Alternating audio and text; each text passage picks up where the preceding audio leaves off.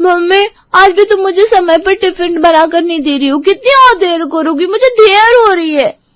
अरे रीमा बेटा, तुझे पता है ना मुझे सवेरे सवेरे कितना काम रहता है। सुबह से मोमोज बनाने में लगी हुई हूँ और अभी तो मुझे मोमोज पैक करने भी बाकी है। ओफो मम्मा, रात में भी देर तक जाकर तुम मोमोज बनाने की तैयारी में लगी थी और अभी भी इसी में लगी हो। दूसरों के बच्चे को मोमोज खिलाने में इतना खो जाती हूँ कि मेरा ध्यान ही नहीं रखती। मुझे भी स्कूल जाने के लिए लेट हो रहा है, मैं लेट होगी तो टीचर फिर से डांटेंगी। ऐसा नहीं है बेटा, ये सब मैं तेरे लिए तो कर रही हूँ ना। ये 2-4 पैसा कमा कर मैं तेरा कल अच्छा करना चाहती हूँ। कल की कल देखेंगे, अभी मैं तुम्हारी मदद कराती हूँ। जल्दी जल्दी काम खत्म करो, फिर स्कूल भी जाना है। अच्छा ठीक है बेटा, मैं जल्दी जल्दी सब करती हूँ, तू रहने दे, तो अपने स्कूल जाने की तैयारी कर। मैं नहीं चाहती कि इस सब में पढ़कर तेरा कोई नुकसान हो बेटा, जा रहने दे। असल में रीमा की माँ किंजल मोमोज बनाकर उन्हें अलग अलग स्कूलों के बाहर बेचने का काम करती थी और वो खुद अपनी बेटी को सरकारी स्कूल में पढ़ा रही थी। सुबह सुबह रीमा को स्कूल छोड़ने के बाद वो अलग अलग स्कूलों में मोमोज बेचने के लिए निकल पड़ती थी। आज तुम फिर से लेट आई हो रीमा, ऐसे कैसे चलेगा? ये सरकारी स्कूल जरूर है, लेकिन हम हर रोज कोशिश करते हैं कि बच्चों को अच्छी से अच्छी शिक्षा दे सके, और तुम लोग ही लापरवाही करोगे तो कैसे काम चलेगा? माफ करना मैम, अब ऐसा नहीं होगा। मैं तो समय से तैयार हो जाती हूँ, लेकिन मेरी माँ ही देरी कर देती है। ये तुम्हारा रोज का बहाना है रीमा, अब सोच लो, अच्छा भविष्य चाहिए या नहीं? अगर चाहिए तो ऐसे लेट आना बंद कर दो।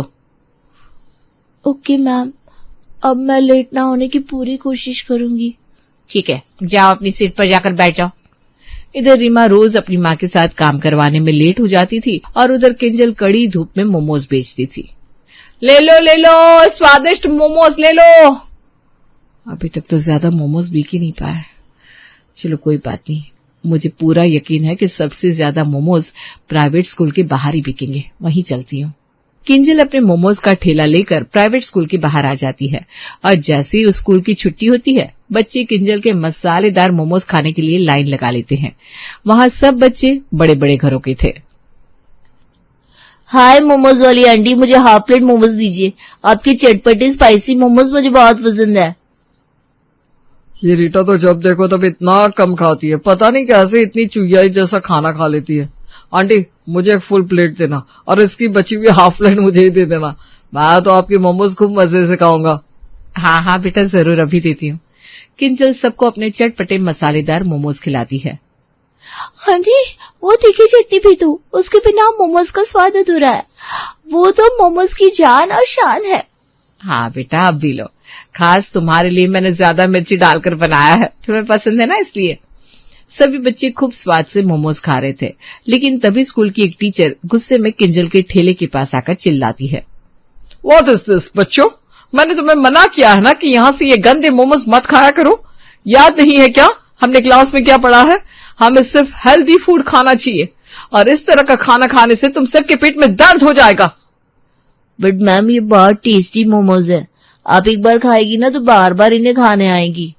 शट अप, मुझे नहीं खाना ये गंदगी से बनाए गए मोमोज, और तुम लोग भी चलो यहाँ से। अगर दोबारा यहाँ नजर आए तो तुम्हारे पेरेंट्स को बता दूंगी। और आप भी यहाँ अपना ठेला लगाना बंद कर दीजिए, ये आपके लिए स्कूल की तरफ से आखिरी वार्निंग है। इतना बोलकर टीचर गुस्से में वहां से चली जाती है। किंजल को ये सब बहुत बुरा लगता है। कुछ देर बाद वो वापस अपने घर पहुंचती है, जहां रीमा पहले से उसका इंतजार कर रही थी। आ गई मम्मा, क्या हुआ आज बहुत जल्दी आ गई? अल्लाह, मुझे भी जरा अपना स्वादिष्ट मोमोज चखाओ। रहने दे रीमा, फालतू में झूठी तारीफ मत कर, मुझे अभी इस सब से कोई फर्क नहीं पड़ता। क्या झूठी तारीफ? ऐसा क्यों कहती हो? बताओ ना क्या हुआ, बताओ ना, मुझे टेंशन हो रहा है। बेटा मैं तो ईमानदारी से अपना काम करके 4 पैसे कमाती हूँ, अब इन बड़े स्कूल वालों को इससे भी दिक्कत है। कहते हैं अपना ठेला यहाँ मत लगाओ, तुम्हारे मोमोज गंदे हैं, इसे खाकर बच्चों का पेट खराब हो जाएगा। क्या कहती हो मम्मी, तुम्हारे मोमोज गंदे कैसे हुए? इतनी सफाई से तो बनाती हो तुम। कौन है जो ऐसा कहता है? उन्हें मेरे सामने लाओ। अरे मुझे क्या पता रीमा, उन्होंने जो कहा मैं तुझे आकर बता रही हूँ बस, बाकी मैं क्या जानू लोग मुझसे ऐसा क्यों कह रहे हैं। दिल छोटा मत करो मम्मी, उस स्कूल के बच्चे तो तुम्हें और तुम्हारे मोमोज को पसंद करते हैं ना, बस फिर तुम उन स्कूल वालों की फिक्र मत करो। ठीक है, अगर तू कहती है तो मान लेती हूँ बेटा। चल मैं जल्दी से खाना बना देती हूँ, तू भूखी होगी ना। किंजल रीमा के लिए खाना बनाने लगती है और फिर दोनों साथ में बैठकर खाना खाते हैं। अगले दिन किंजल फिर से अपना ठेला लेकर प्राइवेट स्कूल के बाहर पहुंच जाती है। छुट्टी होने ही वाली है, बस बच्चे आते ही होंगे। जल्दी जल्दी सब तैयारी कर देती हूँ, फिर इतने बच्चे एक साथ आ जाते हैं कि काम भी करते नहीं बनता। किंजल रोज की तरह बच्चों के आने का इंतजार कर रही थी, लेकिन आज वो देखती है कि उसके पास आने वाले सारे बच्चे स्कूल से निकलकर अपने माँ बाप के साथ घर जाने लगते हैं। ये क्या, ये बच्चे आज मोमोज खाने नहीं आए? आखिर ऐसी क्या बात हो गई?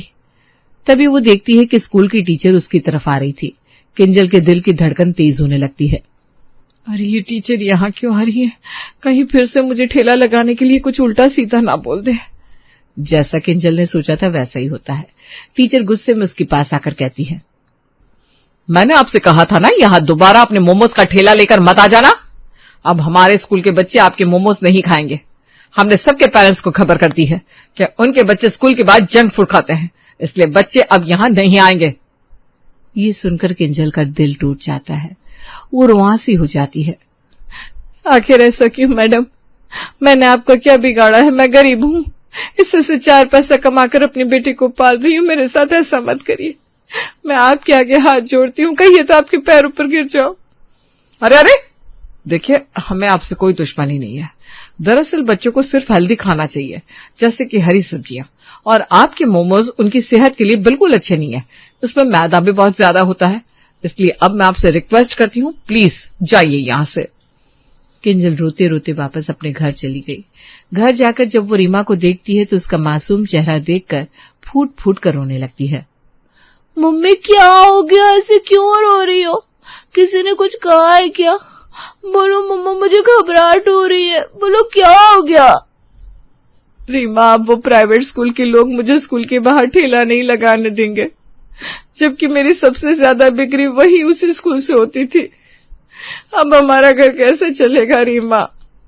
मम्मी शांत हो जाओ, पहले पूरी बात बताओ, फिर हम कोई रास्ता निकाल लेंगे। किंजल रीमा को सारी बात बताने लगती है। बेटा, वो स्कूल में पढ़ाने वाली टीचर मैडम कहती है हमारे मोमोज हेल्दी नहीं है और इसका मैदा पेट के लिए अच्छा नहीं है, इसलिए वो स्कूल के बच्चों को ये सब नहीं खाने देगी। है? हेल्दी नहीं है? अच्छा, हेल्दी नहीं है? हाँ हाँ वही। मम्मी रो मत, और बताओ क्या कहा मैडम ने? वो कहती है बच्चों को सब्जियां खानी चाहिए, ना कि मोमोज। अच्छा समझ गई, ठीक है मम्मा, रोना बंद करो, चलो चलकर खाना बनाते हैं और खाते हैं। जब पेट में कुछ जाएगा तो इस समस्या का कोई ना कोई हल जरूर निकल आएगा। रीमा किसी तरह अपनी माँ को समझाती है और जैसे तैसे करके चुप कराती है, फिर दोनों खाना खाती है। शाम को रीमा अपनी माँ से कहती है, मम्मी चलो बाजार जाना है। क्यों, क्या करना है? चलो ना, बताऊंगी रास्ते में। अच्छा ठीक है, चलो।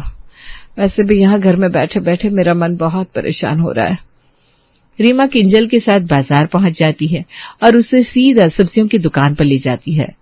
हरी भरी घिया टिंडों की तरफ देखकर रीमा अपनी माँ से पूछती है, क्यों मम्मी, ये तो हेल्दी है ना, इसे बच्चे खा सकते हैं ना? हाँ, ये अच्छे तो हैं, इसे अगर बच्चे खाएंगे तो उनके माँ बाप को दिक्कत होनी चाहिए, ना कि टीचर को। लेकिन बच्चे इसे खाएंगे क्यों? मम्मी वही तुम्हें सोचना पड़ेगा कि तुम ऐसा क्या करोगी कि बच्चे घिया टिंडे वाले मोमोज उंगलियां चाट कर खा जाए। रीमा की ये बात किंजल को सोचने पर मजबूर कर देती है। अनजाने में रीमा ने अपनी माँ को एक नई राह दिखा दी थी और अब किंजल को अच्छे से समझ में आ गया था कि उसे आगे क्या करना है। वो जल्दी से उस सब्जी वाले भैया से कहती है, भैया मुझे ना खूब सारी हरी सब्जियां दे दो, खास करके घिया और टिंडे, और साथ में टमाटर भी दे दो और चुकंदर भी। किंजल खूब सारी सब्जियां लेकर घर चली जाती है और रात भर जाकर दिमाग लगाती है और इस तरह मोमोज बनाने की कोशिश करती है। रीमा भी उसके साथ जाग रही थी और मोमोज खाकर उसे बता रही थी कि स्वाद कैसा है। नहीं मम्मा, इसमें वो बात नहीं आ रही, ये तो साफ साफ पता चल रहा है कि ये घिया और टिंडे है। आप इन्हें ठीक से मोमोज भी छुपा नहीं पाई हैं, बच्चे जान जाएंगे। अच्छा ठीक है, फिर से कोशिश करती हूँ। बहुत कोशिश करने के बाद और रात भर जागने के बाद आखिरकार सुबह किंजल सफल हो ही गई। रीमा, उठ बेटा, देख तो ये वाले मोमोज खाकर बताना। अरे मम्मी, तुमने मुझे कितने सारे मोमोज खिला डाले, अब मैं और नहीं खा सकती। अरे बस ये आखिरी है बेटा, बताना। जैसे ही रिया ये वाला मोमोज खाती है, उसकी नींद एकदम खुल जाती है। वो चहकते हुए कहती है, वाह मम्मी, मजा आ गया। ये है तुम्हारा हाथ का असली जादू। अब कोई बता ही नहीं सकता कि ये मोमोज घिया और टिंडे के है। मुझे तुम पर पूरा यकीन था कि तुम ये करके दिखा दोगी। मैंने तो कब की हार मान ली थी बेटा, मगर तेरे ही विश्वास ने मुझे फिर से खड़ा किया। अब देखना, ये घिया टिंडे के मोमोज खाकर बच्चे भी खुश हो जाएंगे और उनके माँ बाप भी नाराज नहीं होंगे। बिल्कुल सही कहा। लेकिन मम्मी, इस पे मैदा तो अभी भी है। नहीं पगली, इसे मैंने इतनी सब्जियां डालकर बनाया है, तो इसमें मैदा कैसे डाल देती? इसे तो मैंने आटा डालकर बनाया है। वाह मम्मी, ये हुई ना कुछ हेल्दी बात। अब तो आपके मोमोज हेल्दी हो गए। लेकिन अब जल्दी करते हैं, मुझे भी स्कूल जाना है और आपको भी जाना चाहिए। हाँ ठीक है, चलते हैं। रीमा को समय पर उसके स्कूल छोड़ने के बाद किंजल अपनी मोमोज का ठेला लेकर फिर से उसी प्राइवेट स्कूल के बाहर पहुंच जाती है। और आज उसके चेहरे पर एक अलग ही चमक थी, लेकिन उसे वहां देखकर वो टीचर फिर से आ गई। अरे आप फिर से यहाँ आ गई? मैंने आपको कल ही समझाया था कि यहाँ अपने मोमोज मत बेचिए। अब यहाँ मोमोज लगाना सख्त मना है। टीचर की बात सुनकर किंजल झट से कहती है, अरे मैडम जी, अब आपको इन मोमोज से कोई ऐतराज नहीं होगा। आप नहीं जानती, मगर ये ना एकदम हेल्दी है। क्या? अच्छा, आपका मतलब है हेल्दी? हाँ, वही एकदम सेहतमंद मोमोज है मेरे। ये कैसे मुमकिन है? ये मैदे के मोमोज हेल्दी कैसे हो सकते हैं? ये बिल्कुल नामुमकिन है। मैडम जी, पहली बात, ये मेरे मोमोज मैदे से नहीं, आटे से बने हैं। दूसरी बात, मैंने इसमें घिया टिंडे जैसी सब्जियों की फिलिंग डाली है, तो हुआ ना ये सेहतमंद। टीचर कुछ भी कहती, उससे पहले ही पीछे से पिंकी की मम्मी और पिंकी आ जाते हैं। क्या कहा आपने? इसमें मैदा नहीं है और ग्रीन वेजिटेबल्स भी है? तो फिर आप एक प्लेट मुझे दीजिए। और मैंने पिछले 1 साल से मोमोज नहीं खाया है, क्योंकि हेल्दी नहीं होते। कब से तरस गई थी अच्छे मोमोज के लिए। आज तो मैं जरूर ट्राई करूंगी। हेल्दी मोमोज? नहीं, फिर मुझे नहीं खाने। आंटी ने भी अब हमें हरी सब्जियां खिलाना शुरू कर दिया। वही सब तो घर में भी खाना पड़ता है। अरे पिंकी बेटा, एक बार खा के तो देखो।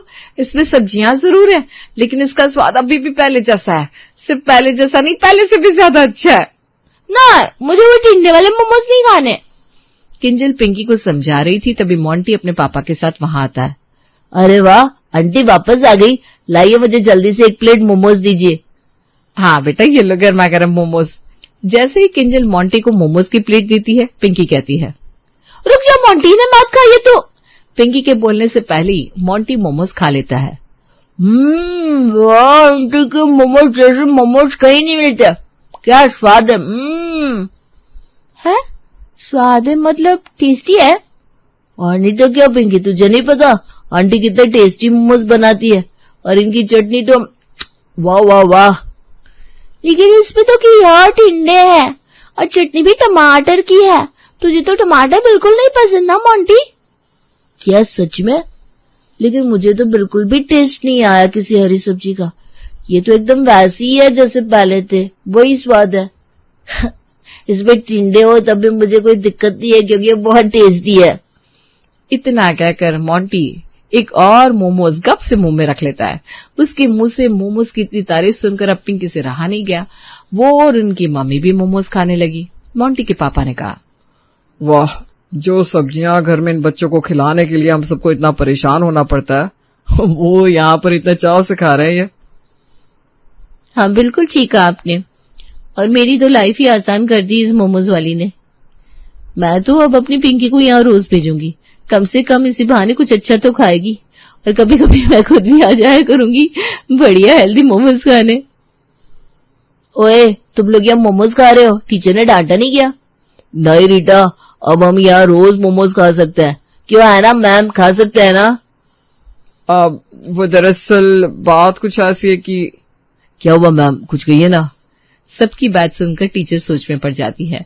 फिर सभी पेरेंट्स से पूछती है, तो इसका मतलब अब आप सबको कोई प्रॉब्लम नहीं है इनके यहाँ मोमोज लगाने से?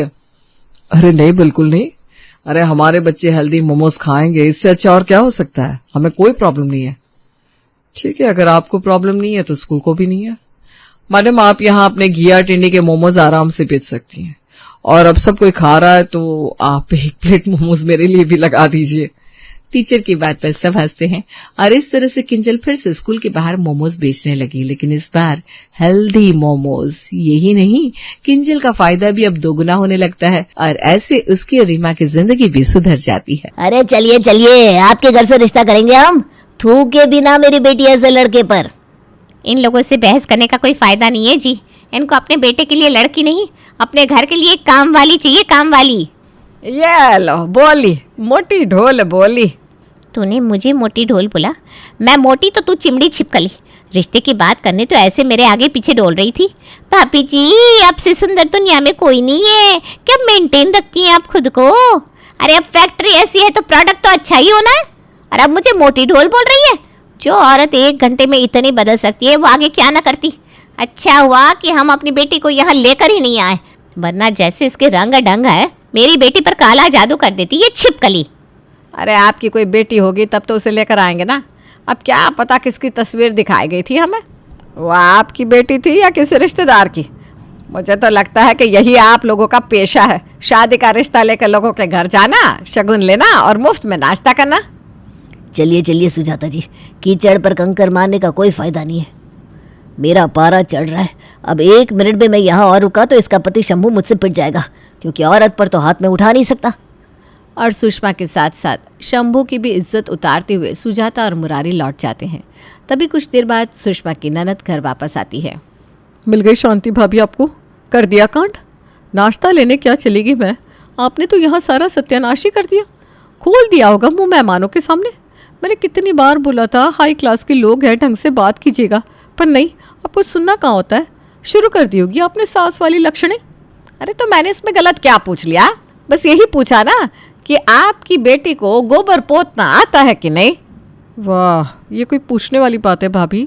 फ्लैट में रहती हैं आप, किसी मिट्टी के घर पर नहीं। आज के ज़माने में कौन गोबर पोतता है? पोत कर तो चली गई आपके चेहरे पर गोबर सुजाता जी। अरे यहाँ लोग बर्तन भी 4 बार बजा कर देखते हैं, तो मैं तो अपने बेटे के लिए लड़की ला रही हूँ तो ठोक बजा कर ही लाऊंगी ना। वो ज़माना गया भाभी, बजा लिया ना, क्या हुआ? फूट गए ना बर्तन? अब कोई स्टील के बर्तन में खाना नहीं खाता कि आप ठोक बजा कर चेक करें। अब क्रॉकरी आ गई है, एक बार ठोकेंगे तो टूट ही जाएगा। इसीलिए कहती हूँ जो मिल रहा है ले लो। इतनी मुश्किल से इतना अच्छा रिश्ता ढूंढ कर लाई थी मैं, और आपने उनसे भी बहस कर ली। अब लोग क्या कहेंगे कि शिप्रा मैच मेकर अपने भतीजे का रिश्ता नहीं करवा पा रही, तो हम लोगों का क्या करवाएगी? अरे 30वां रिश्ता था ये। बहुत हुआ, अब मैं रिश्ता नहीं देखने वाली प्रेम के लिए। रात को जब भैया आकर पूछेंगे कि क्या बात हुई लड़की वालों से, तो जवाब आप ही दीजिएगा। हाय हाय, ये तो बहुत बड़ी गलती हो गई मुझसे। जोश जोश में मैं ये भूल ही गई थी कि प्रेम की शादी करनी कितनी ज़रूरी है। अगले 6 महीने में उसकी शादी नहीं हुई तो फिर 10 साल तक नहीं हो पाएगी। हे भगवान, अब क्या होगा? आप ही कुछ कीजिए। दीदी पता नहीं मुझे ना कभी कभी क्या हो जाता है। पर कहते हैं ना, अब पछतावे होत क्या जब चिड़िया चुग गई खेत। और यहाँ चिड़िया सिर्फ खेत चुग कर नहीं गई थी, खेत उधड़ कर गई थी। रात को शंभू और प्रेम दुकान से वापस लौटते हैं। तुझे क्या जरूरत थी शिप्रा बाजार जाने की? तो जानती है ना तेरी भाभी कैसे दिमाग की है, कोई हाथ पकड़ाए तो सीधा गर्दन पकड़ लेती है। अरे क्या जरूरत थी आपको लड़की वालों को इतनी उंगली करने की? किसी लड़की को प्रेम में कमी नहीं लगती फिर भी रिश्ता नहीं हो पाता। क्यों? क्योंकि आपकी बोली के कारण। लड़की को ये आना चाहिए, वो आना चाहिए। अरे बैठ कर दिखाओ, चल कर दिखाओ। दिखा दिया ना चलकर, चलते चलते चली गई वापस अपने घर। सभी एक साथ सुषमा पर टूट पड़ते हैं। सुषमा फूट फूट कर रोने लगती है। हो गई गलती, बहुत बड़ी गलती हो गई मुझसे। शायद मेरी किस्मत में घमंडी सास बनना लिखा ही नहीं, पर अब मैं कसम खाती हूँ अपने मुंह पर सेलो टेप लगा कर बैठी रहूँगी। दीदी आप मुझे लिख कर दे दीजिएगा कि लड़की वालों के सामने क्या बोलना है क्या नहीं। मैं बस उतना ही बोलूँगी, प्रेम की कसम बस।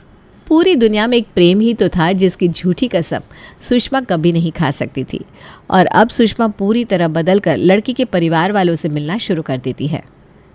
हमें तो कोई दिक्कत ही नहीं है, जैसे रहना है रहे लड़की, बस हमारे प्रेम को खुश रखे।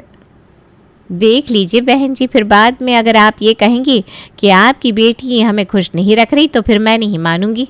अरे बिल्कुल मत मानिएगा, लाइए कोरा कागज लिख दूँ क्या स्टैम्प पेपर पर? लाइए लिख देती हूँ। भगवान की दया से सब कुछ है मेरे पास। बेटियों को अच्छे घर में ब्याह दिया, अब बस एक ऐसी लड़की हमारे घर आ जाए जो मेरे प्रेम को खुश रखे। मुझे और इन्हें कौन सा चांद सितारों के साथ जीना है, हमने तो देख ली जिंदगी। अब तो जो निभाना है इन दोनों को ही निभाना है। अब बोलिए गीता जी, अब भी कोई डाउट है? जाओ प्रिया बेटा, जाकर प्रेम से अलग से बात कर लो। देखो बेटा, हम बड़े मॉडर्न ख्यालातों के हैं। तुम दोनों को घूमना फिरना हो तो आराम से घूम फिर कर एक दूसरे को जान लो, समझ लो। कोई 2 दिन की बात थोड़ी ना है, पूरा जीवन बिताना है साथ में। पूरा समय लो, हमें कोई दिक्कत नहीं है। अब साथ तो तुम दोनों को रहना है, हमें थोड़ी ना। हाँ, हम तो आज है कल नहीं। अब होने वाली सास के मुंह से ऐसे मोतियों जैसे शब्द झड़ रहे हो तो कौन ही चांस लेने से डरेगा। प्रियंका इस शादी के लिए हाँ कर देती है। बहुत अच्छा लड़का मिल गया बेटा, भले तू जॉइंट फैमिली में जा रही है पर बाकी लोगों के आगे पीछे मत डोलते रहना। पहले अपने और प्रेम के रिश्ते को मजबूत करने में समय लगाना, वरना अक्सर ऐसा ही होता है, लड़की बहू बनकर रह जाती है और बीवी बन ही नहीं पाती। देखा नहीं कैसे तेरी सास, बुआ सास प्रेम को लेकर कितनी पजेसिव थी। अगर बाद में तेरे और प्रेम के बीच में अनबन हुई ना तो ये सब तो कह देंगे, हमने तो कहा था तुम हमारे बच्चे को खुश रखो, बस वो भी तुमसे नहीं हो पाया। आप फिक्र मत करो मम्मी, मैं प्रेम जी का पूरा पूरा ख्याल रखूंगी। अच्छी तारीख पर प्रेम और प्रिया की शादी हो जाती है। अपनी शादी के दूसरे दिन ही प्रिया सफ़ेद रंग के कपड़े पहनकर अपने कमरे से बाहर आती है, जिसे देखकर हॉल में बैठे मेहमान चौंक जाते हैं। अरे सुषमा, ये बहू विधवा जैसे कपड़े पहनकर क्यों आई है? सब ठीक तो है ना? ये पहले ही सास के जाने की तैयारी कर ली इसने। अरे शुभ शुभ बोल, मैं तो खुद हैरान हूँ। जाकर पूछती हूँ, कल लिया होगा कलेश प्रेम से। आजकल की लड़कियों का भी ना अलग ही ड्रामा होता है। अब बताओ, सुहाग रात पर क्या कोई अपने पति से बहस करती है? हो गई होगी तू मैं दोनों में, इसीलिए उसे दिखाकर ये सफ़ेद कपड़ों में आई है। मेरी सास भी ना ऐसा ही करती थी। सुषमा अपनी बहू के पास जाए इसके पहले ही प्रिया सभी के बीच आकर खड़ी हो जाती है। ये तो खुश लग रही है। सब ठीक तो है ना बहू? तूने ये सफ़ेद कपड़े पहने हैं। अच्छी लग रही हो ना मम्मी जी? मुझे पता था वाइट कलर मुझ पर बड़ा खिलेगा। आफ्टर ऑल ये मेरे पति का वाइट कलर जो है वो क्या ना मम्मी जी, आप तो जानती हैं इन्हें वाइट कलर कितना पसंद है, इसलिए मैंने अपने कमरे में चादर से लेकर पर्दे सब सफ़ेद रंग के लगा दिए और खुद भी वाइट कलर का सूट पहन लिया। पर प्रेम जी कहीं दिख नहीं रहे, पता नहीं कहाँ चले गए। उन्हें ये अपना नया लुक बिना दिखाए मुझे चैन नहीं आएगा। बाप रे, ये तो तू एंटीक पीस ले आई सुषमा। सच बता, ये अरेंज मैरिज से ही आई है ना? ये थी प्रिया की एंट्री अपने ससुराल में। कुछ देर बाद नई बहू की पहली रसोई की रस्म के लिए सभी डाइनिंग टेबल पर बैठे थे। सभी टेबल पर खाना आने का इंतज़ार कर रहे थे। बहू तो कब की रसोई में गई है, अभी तक आई नहीं। वही तो मैं देख रही हूँ, ऐसा क्या बनाने बैठ गई प्रिया जो 2 घंटे में नहीं बना। मैं देख कर आती हूँ। शिप्रा रसोई में जाती है और क्या देखती है कि प्रिया तो वहाँ है ही नहीं। वो भागती हुई हॉल में आती है। अपने फिर कुछ बोल दिया क्या उसे? भाभी, बहू रसोई में नहीं है। अगर शादी के दूसरे दिन ही बहू अपने मायके चली गई तो पता है ना समाज में कितनी बदनामी होगी हमारी। मुझे तो लगता है आप कुछ ज़्यादा सोच रही है बुआ जी। प्रेम भी तो घर पर नहीं है, आप प्रेम को कॉल कीजिए ना, हो सकता है दोनों साथ में कहीं गए हो। शिप्रा प्रेम को कॉल लगाने जाती है कि तभी हाथ में एक थैली लिए प्रिया अपने ससुराल वापस लौटती है। इतनी सुबह सुबह कहाँ चली गई थी तुम प्रिया? वो भी शादी के दूसरे दिन। हमारे यहाँ शादी के तुरंत बाद बहू ऐसे अकेले बाहर नहीं निकलती।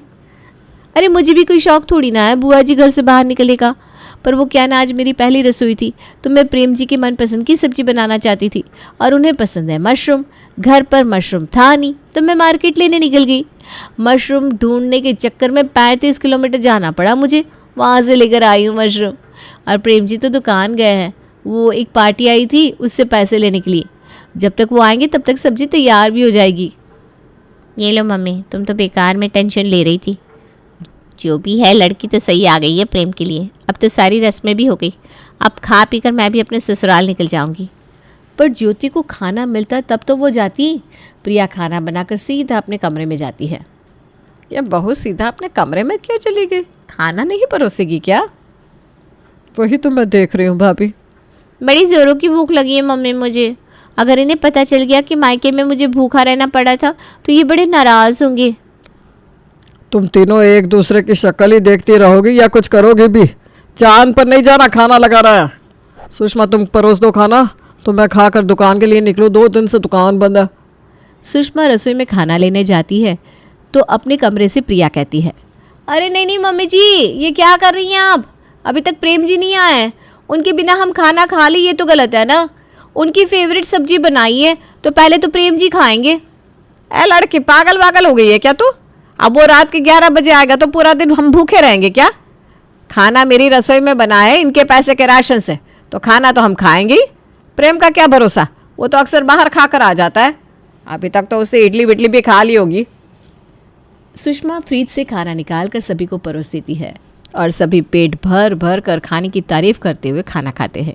पर यह बात प्रिया को इतनी बुरी लग जाती है कि वो पूरा दिन अपने कमरे से बाहर ही नहीं आती। रात को जब प्रेम लौटता है तो प्रिया उसे लिपट कर रोने लगती है। अरे मेरा लड्डू क्यों रो रहा है, क्या बात हो गई प्रिया?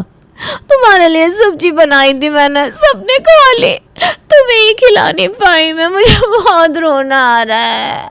ओ मेरा बच्चा, जब तुमसे शादी हुई थी ना तो बस शादी करनी थी इसलिए मैंने कर ली थी, पर अब तो लगता है मुझे तुमसे प्यार हो गया है। अब कौन सा पति नहीं चाहेगा कि उसकी बीवी उससे प्यार ना करे, पर प्रेम को पता नहीं था कि प्रिया का प्यार क्या रूप लेने वाला है। एक दोपहर सुषमा अपनी बहू के कमरे में आती है। कमरा छोड़कर बाहर आएगी कि नहीं? जा, अब देखो शीशा निहारती रहती है। यह क्या है, तब से अपने बालों पर आयरन चलाया जा रही है। अरे इसमें से तो धुआं भी आ रहा है, गंजी हो जाएगी गंजी। आयरन नहीं है मम्मी जी, ये हेयर स्ट्रेटनर है, बालों को स्ट्रेट कर रही हूँ। वो क्या है ना, कल मैंने देखा कि प्रेम जी जिन लड़कियों को इंस्टाग्राम पर फॉलो करते हैं सबके बाल ना स्ट्रेट है, यानी इन्हें स्ट्रेट बालों वाली लड़कियाँ पसंद है। मेरे बाल तो कर्ली है ना, कहीं इन्हें इस कारण मुझसे नफरत हो गई तो इसलिए हेयर स्ट्रेट कर रही हूँ। अरे राम, सठिया गई है क्या तू? वैसे तो इंस्टाग्राम पर तेरा पति कुत्ते बिल्लियों के पेज भी फॉलो करता है, तो क्या कुत्ता बिल्ली बन जाएगी तो? चल गया सब छोड़, मेरे पेट में चूहे दौड़ रहे हैं। दाल चावल बना दे फटाफट। ठीक है मम्मी जी। किसी तरह धीरे धीरे दोपहर का खाना तो प्रिया निपटा देती है। अब बारी थी रात के खाने की, पर रात के खाने के पहले प्रेम के आने का टाइम हो जाता। अब पति परमेश्वर आ रहे हैं और प्रिया सजे धजे ना, ऐसे कैसे हो सकता था? शाम के 5 बजे ही प्रिया जाकर ड्रेसिंग टेबल के सामने बैठकर अपने चेहरे पर लीपा पोती करनी शुरू कर देती है और पूरे 2 घंटे यही करती रहती है। ये सब ना तेरे कारण हो रहा है शिप्रा। भाभी, लड़कियों से प्यार से बोलो। बोल लिया प्यार से, आ गई ये मूर्ति, अब इसका अचार डाले क्या हम? पहले तो दीदी आपका भतीजा है, शादी करवा लो, इतनी बड़ी मैच मेकर हो, और अब शादी हो गई तो सीधा शिप्रा। सच धज कर प्रिया बाहर हॉल में आकर बैठ जाती है। तैयार हो गई बेटा, बड़ी प्यारी लग रही हो। चलो अब किचन का भी थोड़ा काम कर लेते हैं। हाँ, अरे बुआ जी, आप क्या कह रही हैं? अभी मैं किचन में गई तो छौंक के कारण मुझे छींक आ जाएगी, तो मेरा मेकअप इधर उधर हो जाएगा, मेरे बाल खराब हो जाएंगे। मैं ये रिस्क नहीं ले सकती। प्रेम जी को ना बिल्कुल सजी धजी ऐसी लड़कियां ही पसंद है। अब खाना तो बनाना ही है भाभी, चलिए रसोई में, हम ही कुछ बनाकर खाएंगे। उस दिन तो अपने पति के खाने को लेकर 35 किलोमीटर चली गई थी, तो अब तुझे टेंशन नहीं हो रही है क्या खाने की? आप ही ने बताया था ना मम्मी जी कि वो बाहर खाकर आ जाते हैं। मेरी बात हुई थी उनसे, आज उन्होंने दुकान में ही कस्टमर के साथ खाना खा लिया था। और मेरा क्या है, आप जो बनाएंगे मैं वही खा लूँगी, वरना ऑर्डर कर लूँगी। वैसे भी आप तो मुझे इसीलिए लेकर आई हैं कि मैं प्रेम जी को खुश रख सकूँ, है ना मम्मी जी? सुषमा अपनी बोली के कारण बुरी तरह फंस गई थी। मुझे ऐसी लड़की चाहिए जो मेरे बेटे को खुश रख सके, बाकी हमें क्या। सुबुक, तो अब इस लड़की को क्या लगता है कि मेरे रहते हुए काम चोरी कर लेगी? काम तो मैं इससे निकलवा कर रहूँगी। सुषमा प्रेम की अलमारी से उसके सारे कपड़े निकाल कर प्रिया को धोने देती है। ये तेरे पति के कपड़े हैं ना, पता नहीं कितने दिन से धुले नहीं। वैसे तो मैं ही धोती हूँ, पर अब तू आ गई है और तेरा पहला हक बनता है प्रेम पर, तो तू धो ले कपड़े। और हाँ, इन कपड़ों को ना हाथ से ही धोना, वरना प्रेम नाराज़ हो जाता है। सुषमा एक ढेर कपड़े अपनी बहू को देकर वापस आकर हॉल में आकर बैठ जाती है। कुछ देर बाद प्रिया की हालत देखने वो फिर से बाथरूम में जाती है और क्या पाती है कि प्रिया सिर्फ एक ही हाथ से कपड़े धो रही है और दूसरे हाथ को उसने हवा में रखा हुआ था। ये दूसरे हाथ को तूने ऐसे क्यों रखा है, जैसे हाथ को लकवा मार गया हो? एक हाथ से कभी कपड़े धुलते हैं क्या? लकवा मारे मेरे ससुराल वालों को मम्मी जी, मुझे कुछ नहीं हुआ। वो क्या है ना, आज सुबह इन्होंने मेरा ये हाथ चूमा था। मैं इसे धोना नहीं चाहती, इसलिए तो मैं नहाई भी नहीं हूँ। तो इस हाथ से कपड़े कैसे धोऊंगी? क्या? ए दीदी, यहाँ आइए, ये लड़की तो सच में पागल हो गई है। सुषमा और शिप्रा प्रिया की हरकतों के कारण परेशान हो चुकी थी और आज गुस्से में सुषमा और शिप्रा गीता के घर प्रिया की कंप्लेन लेकर पहुंच जाती है। कभी लगा ही नहीं था मुझे कि ये बात भी अपनी जबान से निकालनी पड़ेगी, पर सच कहती हूँ समधन जी, जितना बर्दाश्त करना था मैंने कर लिया, अब नहीं। बहू को आए पूरे 4 महीने हो गए। इन 4 महीनों में मुश्किल से 14 दिन भी इस लड़के ने खाना बनाया हो।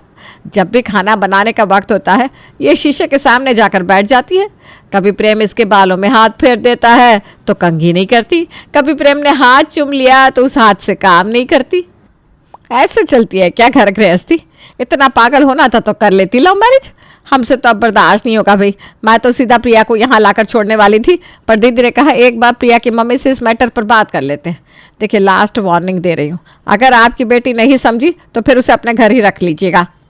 अच्छा 2 मिनट रुकिए, मैं ज़रा इनको कॉल कर देती हूँ। शायद आपको पता नहीं, प्रिया के पापा ना पहले गुंडे थे, पर अब बड़े संस्कारी हो गए हैं। लड़कियों को घर बसाने में मदद करते हैं, और ऐसे में इनकी खुद की लड़की ससुराल से वापस आ जाए तो कभी बर्दाश्त करेंगे क्या ये? आपको याद है ना आपने लिख कर क्या दिया था मुझे? प्रिया सिर्फ प्रेम को खुश करने पर ही फोकस करेगी। अब आप बात से पलट रही हैं। हाँ, अगर मैं कोर्ट में ले गई ना वो पेपर, तो धोखाधड़ी के केस में आप जेल जाएंगी। तो जो चल रहा है चलने दीजिए ना, शांति रखिए आप। हैं? चल चल शिप्रा। सुषमा और शिप्रा वापस घर आ जाती हैं और सीधा रसोई में जाकर खाना बनाना शुरू कर देती हैं।